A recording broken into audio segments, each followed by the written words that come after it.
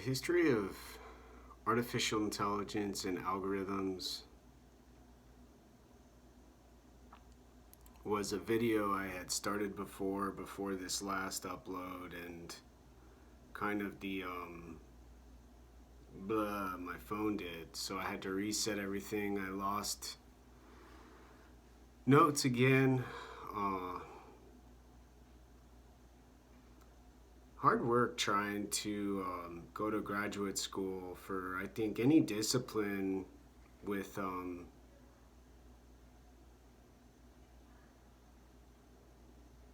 such discontinuity. And I had previously started this set of videos and tried to be respectful and not try to make any more trouble than I already have, saying stuff about people that work at Google, saying stuff about people I've taken care of, their families. They got, jobs, they work, they got kids who need to grow up and not get cancer like me, and not get sick, and not have problems with psychological cognition, and not have to struggle with making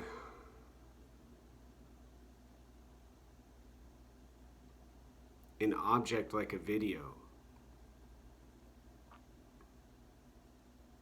with the constraints of storage and strange memory problems with mathematics that don't add up when there's plenty of room, but some sort of application excess, and then the applications don't add up to that excess, and then that excess doesn't add up to the system's memory. And I had to reset my phone. So it's kind of like resetting my thought on algorithms and artificial intelligence, AI, and kind of some of where they've come from. It's not hard to just kind of, talk about. Have you ever thought about where they come from and who's in charge of them now, and not gotten into a long-winded Alex Jones explanation about, all the different systems and processes and all of the euphoricness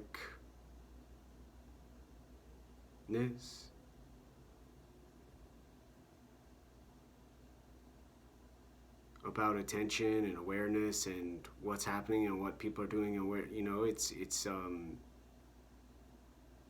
people's right to, say stuff, but I've said it before, I'll say it again, and hopefully won't have to anymore. But here in Seattle, Washington, I don't have the freedom to say what I want. I gotta say stuff low, tone of voice, in a place like this, in my home, in my ashram that I built. Hear people next door, hear people down the hall, see people down the street who have said bad things to me, who tell me scary stuff and make rules like don't turn your heat on or they'll hit your wall until you get nauseous. Not say hi to you in the hall, ignore you. Go make friends with other people who then bully.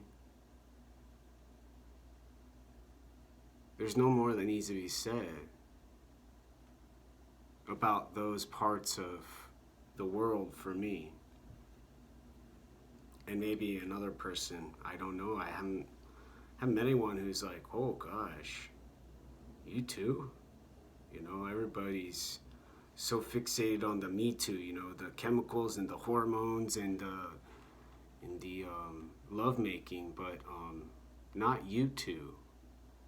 Not the band, no music. Sad, suffering, and depressiveness, depression. So in the olden days, it's what they used to say, the olden days. The old days, you had artificial intelligence and algorithms within the government, our government. Most likely, I wouldn't go searching on the internet. You might get arrested or taken to Guant. Oh, that was a bad joke. I'm sorry. I shouldn't say that word. The place in Cuba. But you might get taken to King County Jail. You might get taken to prison. Or have your phone hacked, because you were engineering something bad going towards trying to say you were gonna look up some secret classified stuff on the internet. But kind of like what's been happening in the world I'm a part of here in Seattle, Washington, people do those kinds of choices and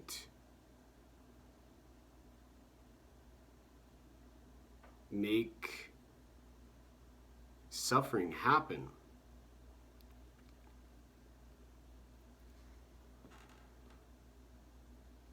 But for me wanting to go to medical school and for me wanting to be a neurosurgeon, I pray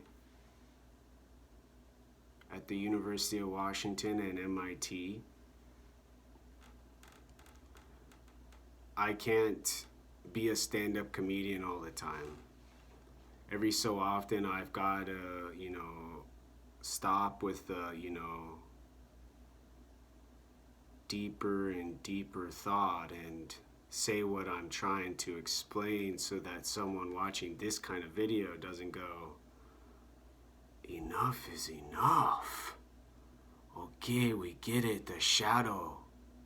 You see the shadow. You see awareness, and you pay attention.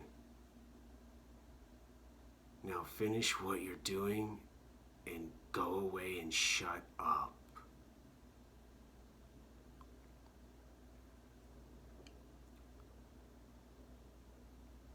And nowadays, artificial intelligence and algorithms don't have the same confusion I just had, don't have, the long, stretching, shape-shifting thinking.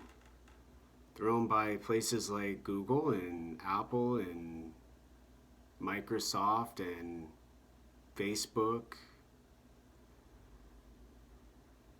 and made by people from all over the world and people nearby who were born in the US, people who have lived here their whole lives, believe in the country, believe in our way of life, and don't have any problem with the government. But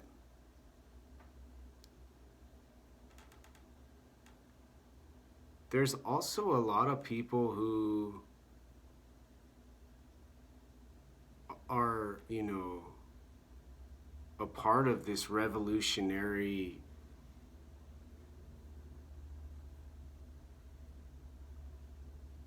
life taking place in the world here in the USA, in the United States of America. And they're calling me a white nationalist racist, a suicidal, dangerous person who wants to tear down the wall next door, who wants to call the police on the meth addict because I say the word and they hear me through the wall. And the Army veteran who says, mostly, he's a war veteran, kicking in my door,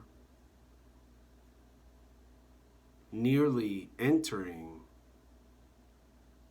and telling the police he calls because I'm such a disruption singing in my kitchen cooking. I wanted to kill the entire building with my cooking knife.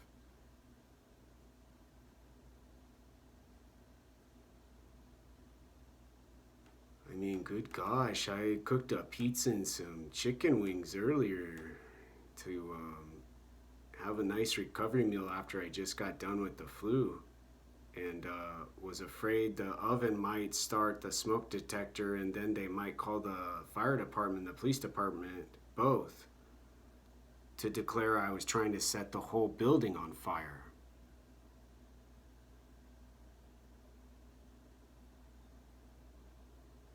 And I don't have a awareness in this kind of environment, in these conditions, where my attention stays focused, on the AI and the artificial intelligence and the algorithm history I'm trying to talk about, because I'm being prevented from doing the work I'm trying to accomplish. When people say to me these kinds of stuff like I'm a racist, simply for the reason I'm skin pale, not socially, culturally, consciously responsible, and born in Ohio, and I grew up in Arizona, and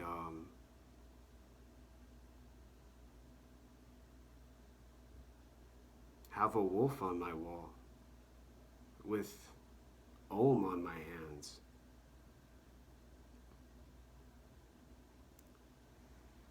In part 1.